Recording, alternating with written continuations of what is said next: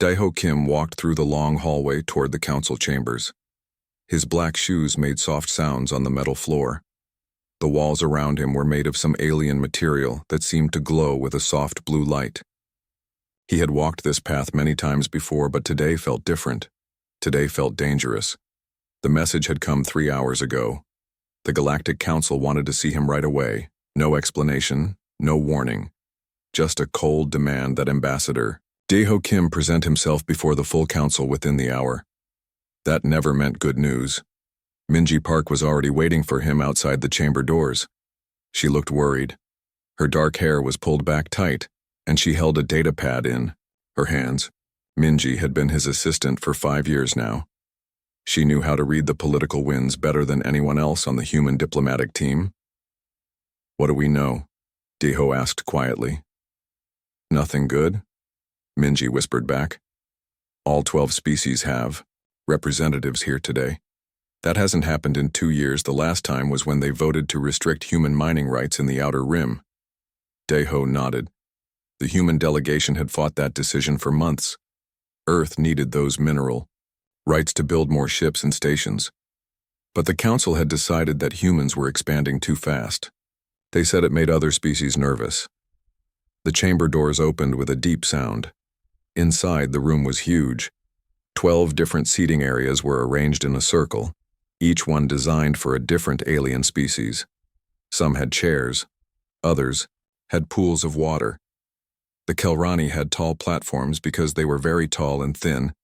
The Vorthak had low, flat areas because they moved on many legs like giant insects. In the center of the room was a small area for visitors. That was where Daeho and Minji would have to stand. They would be surrounded by aliens all looking down at them. Ambassador Velthara of the Kelrani spoke first. Her voice was high and musical, but her words were sharp. "Ambassador Kim, humanity, has been called before this council to answer for your species' continued violations of galactic law." Daeho felt his heart beat faster, but he kept his face calm. "I was not aware of any violations, Ambassador Velthara. Perhaps you could be more specific?" A deep rumbling sound came from the Vorthak section. That was Admiral Skexnon laughing. It was not a pleasant sound. "Your species has established 17 new colonies in the past year without council approval. You have developed new weapons without sharing the technology. Your traders ignore established shipping routes and trade agreements. Earth has followed all existing treaties," Daeho said carefully. "Our colonies are in unclaimed space. Our weapons are defensive only. Our traders have the right to seek the best deals for their goods." The Nexari representative, a creature that looked like a floating jellyfish made of metal, spoke next. Its voice came from a translation device. "The problem, human, is that your species does not understand its place in the galactic order. You act as if you are equals to species that have been traveling the stars for thousands of years." Minji stepped forward slightly. Daeho knew she was angry, but she kept her voice level. "Humanity has been part of this council for 50 years. We have shared our medical advances freely.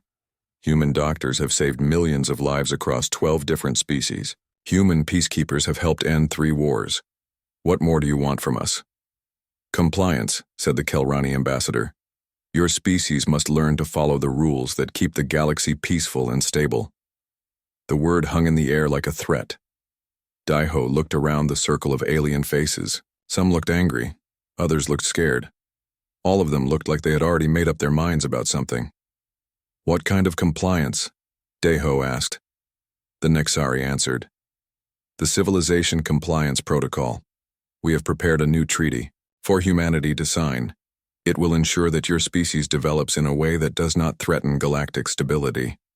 Minji's datapad lit up as the treaty details came through. Daeho watched her face go pale as she read. She turned the pad so he could see. The terms were worse than he had feared. All human colonies would be placed under council oversight. Earth would have to share all new technology with the council before using it. Human ships would only be allowed to travel on approved routes. Human population growth would be limited to prevent aggressive expansion. Most importantly, all human military forces would be placed under council command. "This is not a treaty," Daeho said slowly. "This is surrender. It is survival." replied Admiral Skexnon. Your species has grown too strong too fast. Other civilizations took thousands of years to reach your level of development. You did it in less than 200 years. That kind of rapid growth always leads to war and destruction. We have never started a war, Minji said, her voice getting louder. Every conflict humans have been involved in, we were defending ourselves or helping allies.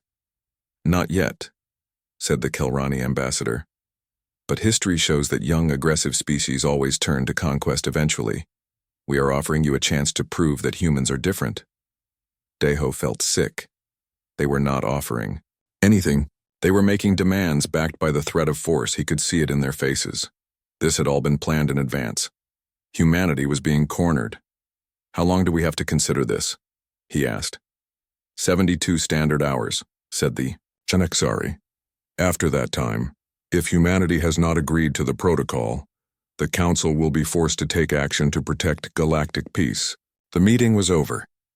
Deho and Minji walked back through the glowing hallway in silence. When they reached the human embassy section, Young-Soo Lee was waiting for them. The military attaché looked grim. How bad? Young-Soo asked. They want everything, Minji said. Our independence, our colonies, our military, our future. Young-Soo nodded like he had been expecting this. Intelligence picked up fleet movements near human space, Kelrani, Vorthak, and Nixari ships. They're getting ready for war if we say no. Deho sat down heavily in his chair. 50 years of diplomacy. 50 years of trying to be good galactic citizens. 50 years of sharing human knowledge and helping other species. And this was how it ended. Send a message to Earth, he told Minji. Priority 1 encryption. Tell Prime Minister Nam that the Council has shown their true face. Recommend we activate the Exodus Protocol. Minji's eyes went wide.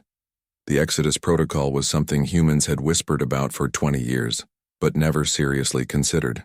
It was the plan for what to do if the galaxy turned against humanity completely. Are you sure? She asked. Deho looked out the window at the alien city around them. Somewhere out there, 12 different species were planning how to chain humanity, down and keep them weak forever. I'm sure, he said. It's time for humans to choose their own path. The emergency meeting room was deep underground, 300 meters below the surface of Earth, buried under rock and metal and enough security to stop any attack. Prime Minister Hyejin Nam sat at the head of a long table that was not really there. It was made of light, projected by computers. The people around the table were not really there either. They were holograms, but they looked real enough to touch. 15 billion humans lived on 47 different worlds. Their leaders were all here now in this room that existed only in computer space. Some were calling in from space stations, others from colony worlds so far away that their messages took hours to travel through normal space. But today, with the quantum communication system, they could all talk at once. Hyejin looked tired. She had not slept since the message came from Deho Kim. 72 hours to decide the future of humanity. Accept slavery, or face war with the entire galaxy. The military situation is clear, said Young-Soo Lee. His image flickered slightly as the quantum signal carried his words from the council station. They have us surrounded. 12 different fleets are moving into position around human space. If we fight, we lose. Jin-Soo Choi, the Minister of Colonial Affairs, leaned forward. Then we have to accept their terms. I know none of us like it, but we cannot sacrifice 15 billion lives for pride. It is not about pride, said Yuna Kang sharply. The head of human intelligence had files and data screens floating around her like a cloud of information. This is about survival, not just for this generation, but for all future generations of humans. She waved her hand and the air above the table filled with charts and graphs. For the past 5 years, the Council species have been working together against us. They have been spreading lies about human aggression. They have been blocking our trade deals. They have been stealing our technology and claiming it was theirs first. The chart showed shipping routes being closed to human traders, medical supplies being denied to human colonies, weapons being developed specifically to fight human ships. This compliance protocol is not the beginning, Yuna continued. It is the end of a long plan to make humanity weak and dependent. If we sign it, our children will grow up as servants to aliens who fear what we might become. Jinsu shook his head. You are talking about conspiracy theories. Yes, some council species are jealous of human success, but they are not all evil. We can work within the system. What system? Asked Minji Park. She had been quiet until now, but her voice was angry. The system where they make the rules and we follow them? The system where we give them our discoveries but they share nothing with us? The system where they get to decide how many children we can have? Around the table, other voices joined in.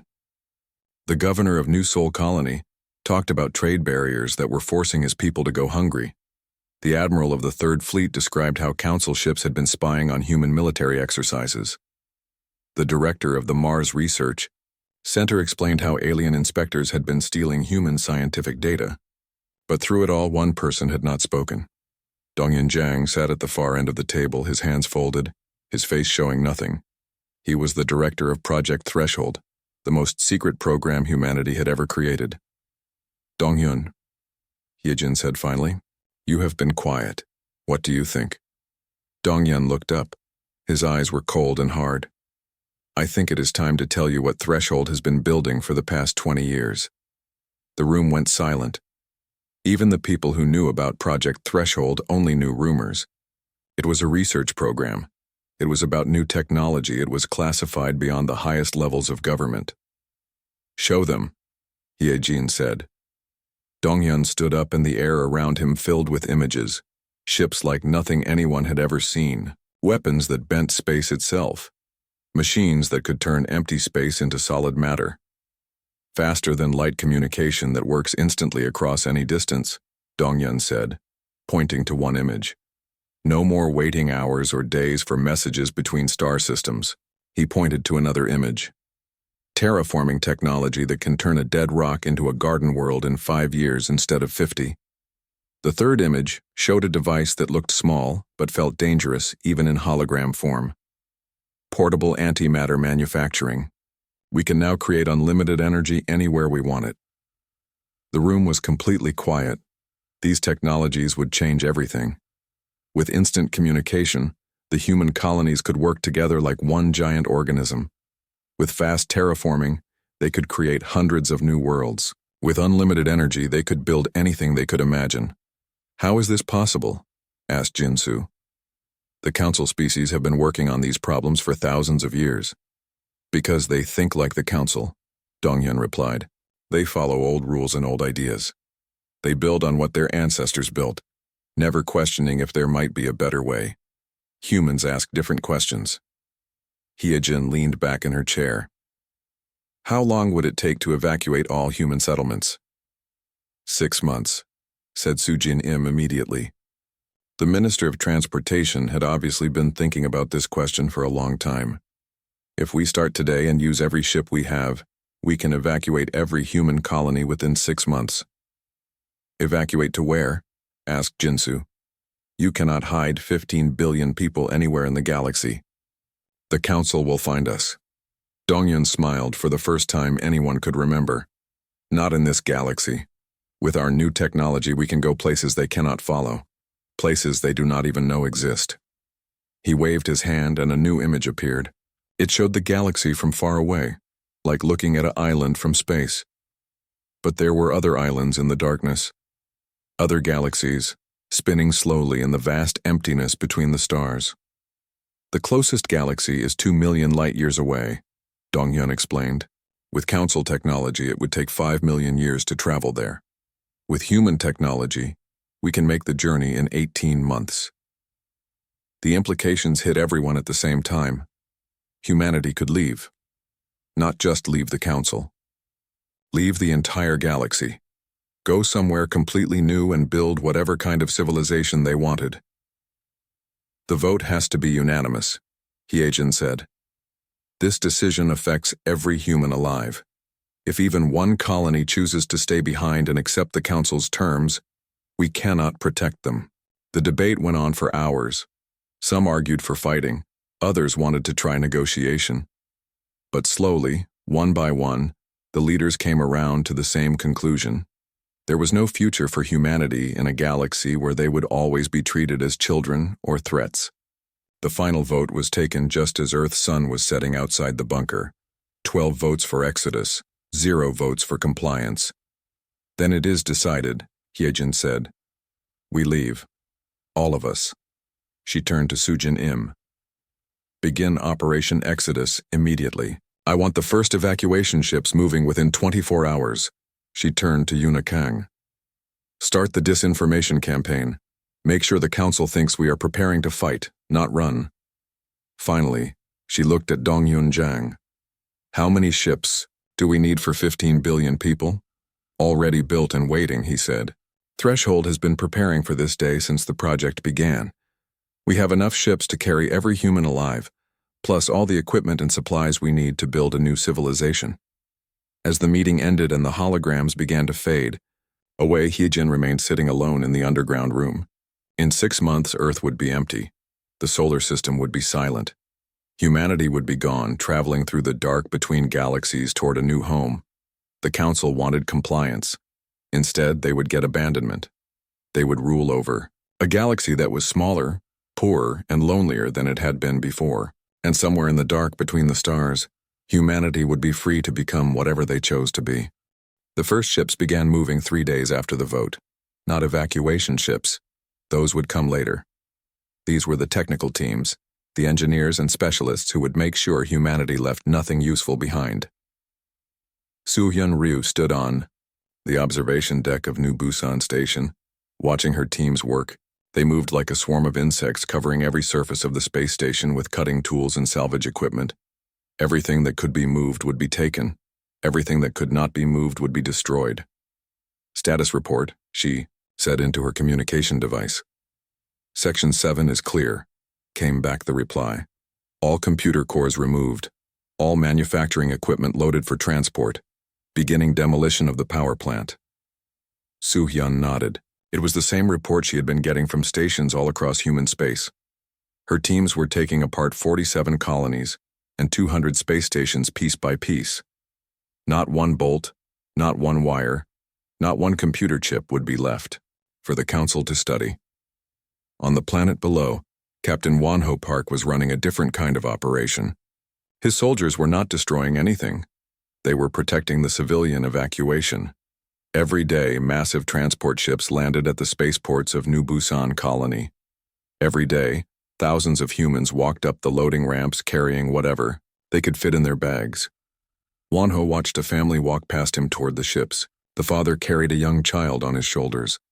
The mother held the hand of an older boy who kept looking back at the city they were leaving. The boy had probably lived his whole life here. This was the only home he had ever known. Where are we going, Mama? The boy asked. Somewhere new, his mother replied. Somewhere we can be free. Wonho hoped she was right. The evacuation plans said they were going to a new galaxy, but no one knew what they would find there. Maybe empty worlds they could claim. Maybe aliens even worse than the council. Maybe nothing but cold space and slow death. But they were still leaving. Because staying meant becoming slaves. The council had noticed the evacuation, of course. They sent messages asking what humanity was doing. Ambassador Daiho Kim sent back polite replies about temporary relocations for safety reasons. The council did not believe him, but they also did not understand what was really happening. Ambassador Taemin Yu of the Kelrani had actually laughed when he heard the reports. 47 worlds? He had said. Where do they think they can hide 47 worlds worth of humans? We have been mapping this galaxy for 10,000 years. There is nowhere to go. Dr. Bora Kim knew better. She was in charge of the biological evacuation. All the genetic samples, research data, and frozen embryos that represented humanity's scientific heritage. Her ships were already jumping to places the council had never seen, following navigation, data that came from Project Threshold's secret explorations. The council species thought they knew the galaxy, but they had always stayed close to the old trade routes, the established shipping lanes that connected their ancient civilizations. They had never bothered to explore the empty spaces between spiral arms, the dark regions where stars were few, and planets were rare, That was where humanity was going. Not to hide, but to prepare for the long journey ahead. Bora's teams worked around the clock to preserve everything important. Medical research that could cure diseases the Council species did not even know existed. Agricultural data that could grow food on worlds the aliens thought were barren. Genetic libraries that contained the DNA of every species on Earth and all the human colonies. Dr. Kim, one of her assistants, called out, "We have a problem with the Mars facility." Bora looked up from the data she was reviewing. The Mars Research Center was one of humanity's most important installations. It contained 30 years of experimental data that could not be replaced. What kind of problem? Council inspectors. They are demanding access to review our biological weapons research. Bora almost laughed. Biological weapons research. The Mars facility was working on medical treatments and food production. But the Council saw weapons everywhere when humans were involved. Delay them, she ordered. Use every bureaucratic trick you know. We need 6 more hours to finish the data transfer. While Bora's teams raced to save human knowledge, other groups were making sure that knowledge would die with them. J1. O and his cryptographers were the digital destroyers, wiping every computer system humanity was leaving behind. But they were not just deleting files. They were being creative about it. Every piece of human technology left behind was being sabotaged in subtle ways. Computer systems that would work normally for a few weeks, then slowly degrade until they became useless. Manufacturing equipment that would produce defective parts. Weapons systems that would misfire at critical moments.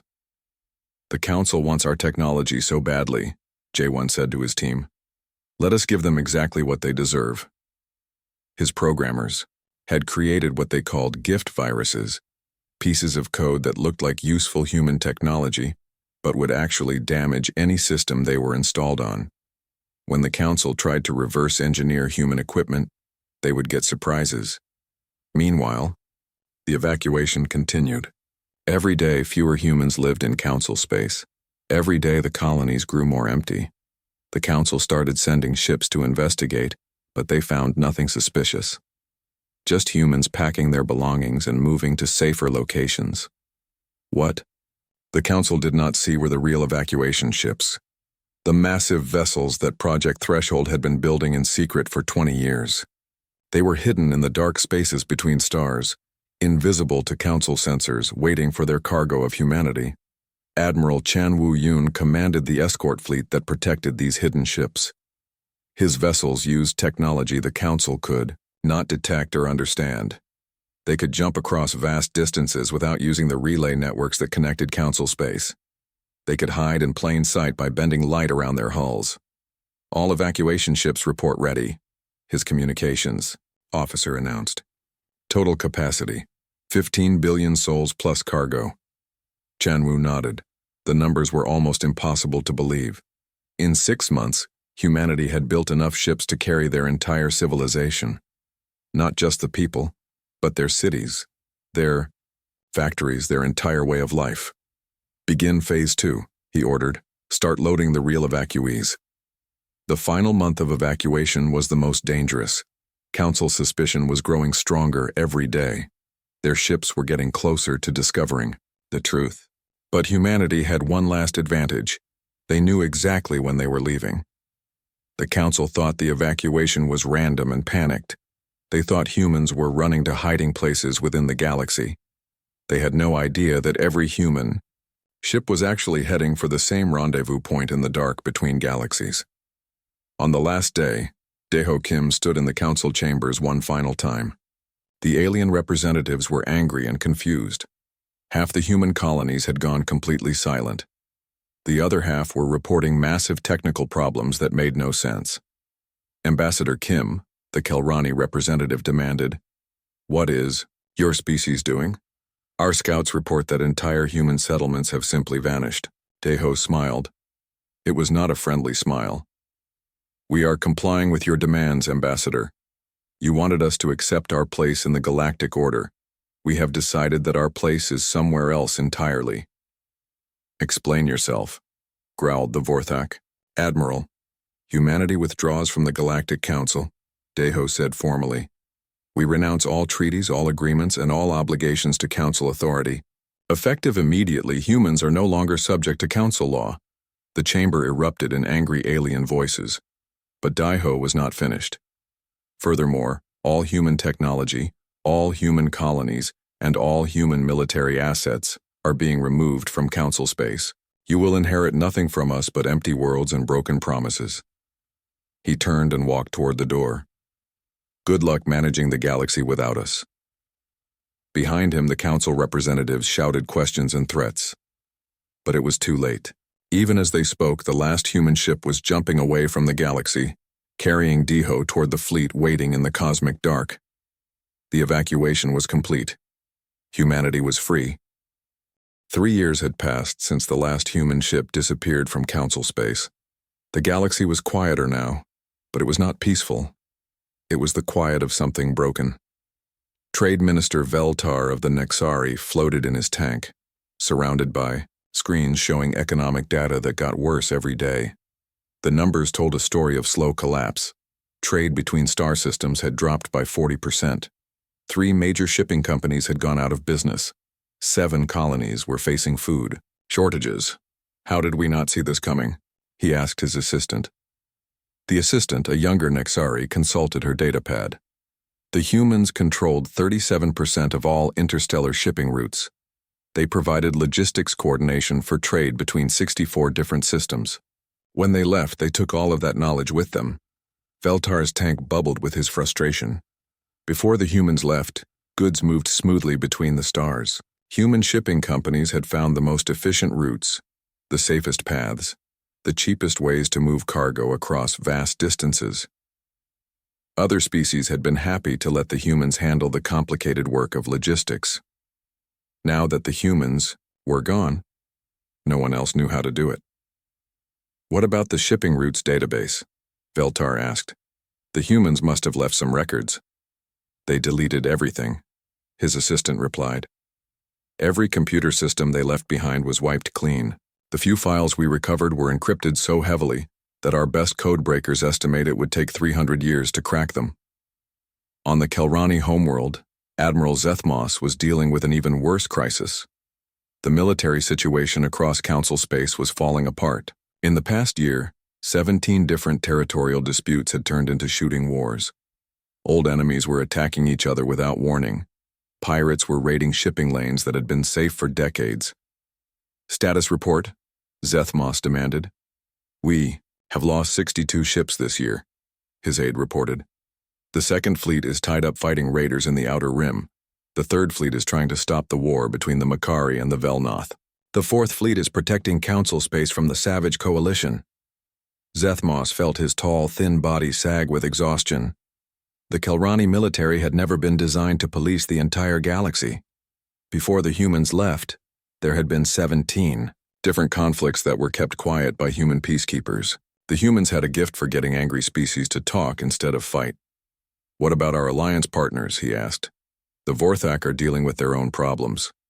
The Nexari military is too small to help. The other council species either cannot or will not provide military support. The truth was that the council had always been more of a debate club than a real government.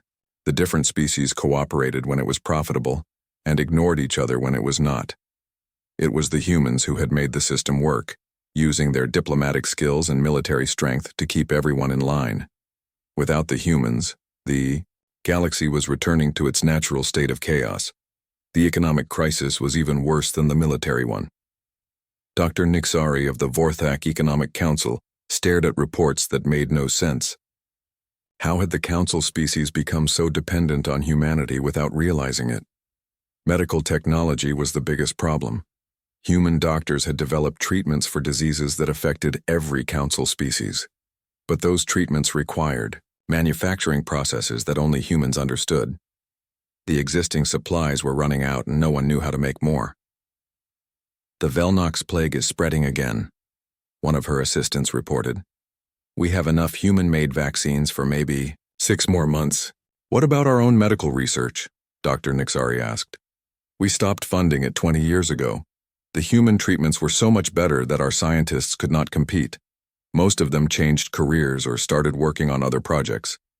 It was the same story across the galaxy. Human innovation had been so successful that other species had simply stopped trying to innovate. Why spend money on research when humans would solve the problem for free? But the humans had not solved the problems for free. They had solved them for trade agreements, for diplomatic influence, for the right to expand their colonies. And when the council decided that humans were too dangerous to be allowed that kind of influence, the humans had taken their solutions with them. Chief Engineer Grixton was learning this lesson the hard way. The Kelrani had tasked him with reverse engineering the human technology left behind on abandoned colonies. It should have been simple. The humans had left behind computers, manufacturing equipment, even some medical devices, but nothing worked the way it should. "Try running the diagnostic again," he told his team. The human computer terminal lit up normally. The interface appeared on screen, but when they tried to access any files or programs, the system would freeze for exactly 30 seconds, then display an error message. "Access denied. Authorized personnel only." They had tried every code-breaking technique the Kelrani knew. They had brought in experts from other council species. Nothing worked. The human computers were like locked boxes that could never be opened. "What about the manufacturing equipment?" Grixton asked. "Same problem," his assistant replied. "The machines turn on and appear to function normally, but any attempt to produce anything results in defective products. The metal parts are full of microscopic flaws. The electronics burn out immediately. It is like the machines are designed to fail." Grixton suspected that was exactly what was happening. The humans had known they were leaving. They had prepared for this moment. Every piece of technology they left behind was a trap, designed to waste the council's time and resources. But the worst part was not the broken technology. The worst part was the silence. For 50 years, human scientists had published research papers that advanced knowledge across every field. Human artists had created music and literature that inspired beings across the galaxy. Human philosophers had asked questions that made everyone think in new ways. Now there was nothing. No new ideas coming from human space because there was no human space anymore.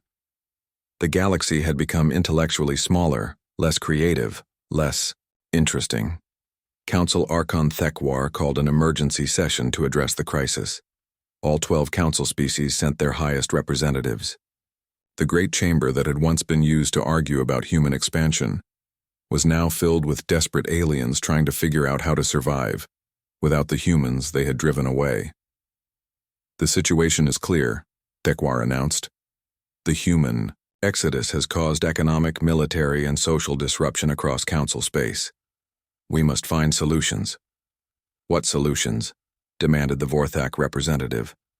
"The humans took everything with them. Their technology, their knowledge, their trade networks, their military expertise. They left us with nothing. They left us with peace," the Nixari representative said weakly. "No more concerns about human aggression or expansion." "What peace?" The Kelrani admiral laughed bitterly. "We have 17 active wars, a collapsing economy, and medical crises on 40 different worlds. If this is peace, I prefer chaos."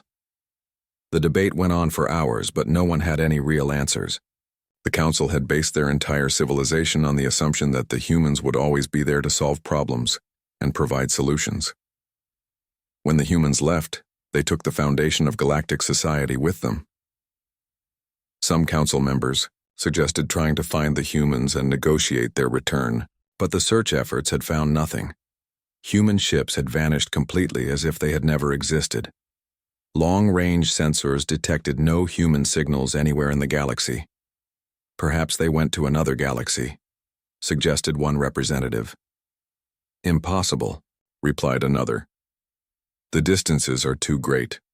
It would take millions of years to travel to another galaxy with any known technology." But as the meeting dragged on, a terrible thought began to grow in the minds of the council members. What if it was not impossible? What if humans had developed technology that the council could not imagine? What if they were now building a new civilization somewhere beyond the reach of council space? The meeting ended with no solutions and no hope. The council species would have to learn to manage the galaxy by themselves. But after 50 years of depending on human innovation and human solutions, they had forgotten how to solve their own problems. Outside the council chambers, the galaxy continued its slow decline. Trade routes stayed dangerous. Wars continued to spread. Medical supplies ran out. And somewhere in the dark between the stars, humanity was free to build whatever kind of future they chose. 50 years had passed since humanity vanished from the galaxy. Captain Nexra of the Kelrani Explorer Corps had grown up hearing stories about the mysterious humans. Her grandmother had actually met human diplomats before the Exodus. Her mother had served in the military during the chaos that followed their departure. Now Nexra was old enough to command her own exploration ship, searching the outer rim for new worlds and new resources. The galaxy still struggled with the problems the ice, humans had left behind. Trade was slowly recovering, but wars still flared up regularly. Medical science had advanced, but not enough to replace what humanity had taken with them. "Captain," her sensor officer called out. "I am detecting something unusual." Nexra looked up from her reports.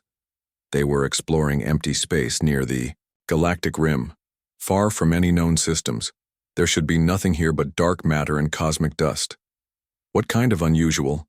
she asked. "Energy readings unlike anything in our database.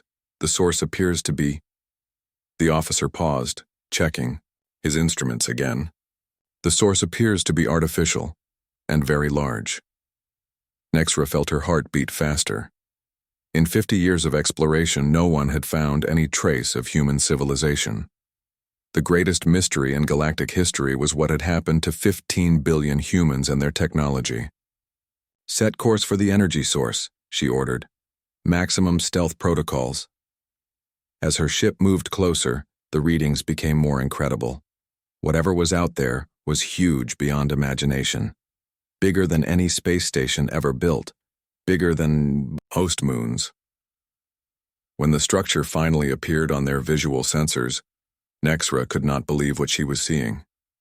It was a ring, spinning slowly in the emptiness between stars. But it was not just any ring. It was a habitat ring, designed to hold billions of living beings, and it was clearly not built by any known council species.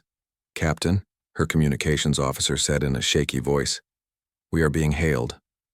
"On screen," Nexra replied.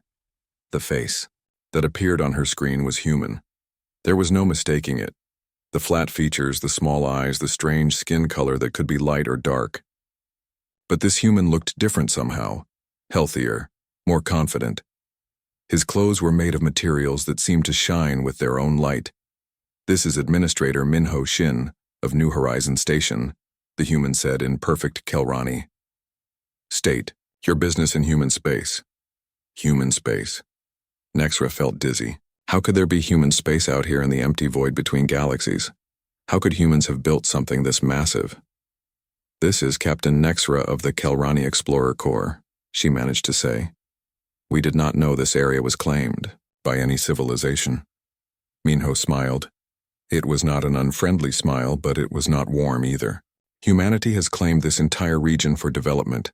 We have been here for 50 years. 50 years, Nexra repeated. "But you left the galaxy. Everyone thought you had died or gone into hiding." "We did leave the galaxy," Minho confirmed. "But we did not die. We evolved." Before Nexra could ask what that meant, her sensors began detecting more structures. Dozens of them. Ring worlds, sphere habitats, massive installations that defied everything she knew about engineering. This was not a single station. This was an entire civilization. "How many of you are there?" she asked. 200 billion human citizens currently living in this sector," Minho replied casually, "with more colonies being established every year." 200 billion. In 50 years, humanity had not just survived their exodus. They had grown. They had built a civilization larger than anything in the old galaxy. The transmission ended, and Nexra's ship was escorted to a docking facility that was itself larger than most Council space stations. As she walked through corridors filled with humans, she tried to understand what she was seeing. These people did not look like refugees or exiles. They looked like conquerors who had conquered not other species but space itself. Their technology was everywhere, but it was technology beyond anything the Council had ever imagined. Walls that seemed to be made of solid light. Transportation, systems that moved people instantly from one place to another. Gardens that grew in open space without any protective barriers. She was taken to meet Premier Unha Seo, the leader of what humans now called the New Horizon Federation. The meeting room looked out into space where Nexra could see ships moving between the ring worlds, ships that were themselves larger than most council vessels. "Welcome to humanity's future," Premier Seo said. She was a small woman with gray hair, but her presence filled the room. "I understand you are the first council representative to find us in 50 years. We have been searching," Nexra admitted. "The galaxy has not been the same since humanity left." "I imagine not," Premier Seo replied. "You removed the species that was holding everything together. What did you expect to happen?" Fleet Admiral Kiwan Nam stood beside the Premier. His uniform was simple, but the technology integrated into it was clearly advanced beyond anything Nexra had ever seen. "Our intelligence reports suggest the Council is still dealing with the consequences of driving us away." "You have been watching us?" Nexra asked. "Of course," said Science Director Nayong Huang from across the room. "We never stopped being interested in our former home. We simply stopped being dependent on it." She gestured, and the air filled with holographic displays showing maps of the galaxy. But these were not maps that any council species had ever created. They showed shipping routes, resource deposits, political boundaries, and military positions in detail that suggested surveillance far beyond council capabilities. "For 50 years we have been observing the galaxy's development," Dr. Huang continued. "Your wars, your economic struggles, your technological stagnation. It has been quite educational." Premier Seo stood and walked to the window. Outside, Nexra could see construction ships building something new. Another ring world, perhaps, or some kind of structure she could not even identify. "The Council feared human ambition," the Premier said. "You thought we would conquer the galaxy and enslave other species. Instead, we conquered physics and enslaved matter itself." She turned back to Nexra. "We have eliminated scarcity. We have defeated aging and disease. We have begun expansion to other galaxies. The civilization you drove away has become something you could never have imagined. What do you want from us?" Nexra asked. "Nothing," Premier Seo replied. "You made your choice 50 years ago. You decided you did not want humanity as an equal partner. We respect that decision." Trade Representative Jinwan Ko entered the room carrying data tablets. "However," he said, "individual council species have been contacting us about establishing new relationships." "What kind of relationships?" Nexra asked. "Trade agreements, medical assistance, protection services." "Terraforming contracts." Jinwan set down his tablets, each one showing proposals from different council species. "It seems that some of your people have realized what they lost when humanity left. The terms, of course, are quite different from our old agreements." Premier Seo added, "We no longer share our technology freely. We no longer provide services for the common good. Everything is negotiated on a case-by-case basis, with compensation appropriate to the value we provide."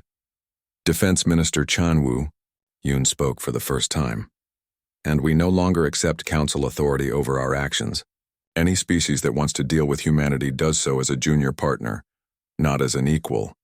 The message was clear. Humanity had not just survived their exile. They had used it to become something greater than they had ever been, while part of the Council. The species that had been driven away for being too ambitious had returned as the most powerful civilization in local galactic space. "Will you return to the galaxy?" Nexra asked. "Why would we?" Premier Seo laughed. "We have everything we need here. Unlimited space, unlimited resources, unlimited freedom to develop however we choose. The galaxy is welcome to visit us, but we will never again live under anyone else's rules." As Nexra prepared to leave, she was given a data packet to take back to the Council. It contained humanity's new diplomatic position and trade proposals, but it also contained something else. Detailed scans of human military technology that made it clear this new human civilization could destroy any council fleet without effort. The message was not just diplomatic. It was a warning. On the journey back to council space, Nexra thought about what she had seen. Humanity had not just walked away from the galaxy 50 years ago. They had walked away from everything that limited them. Now they were free to become whatever they wanted to be, and what they had chosen to become was magnificent and terrifying in equal measure. The council would have to decide how to respond to this new humanity. But as Nexra looked at the data showing human colonies spreading across multiple galaxies, she realized the truth. The council was no longer deciding humanity's fate. Humanity was deciding the council's fate, and they would base that decision on how the council chose to behave in this new reality, where humans were no longer asking for permission to exist,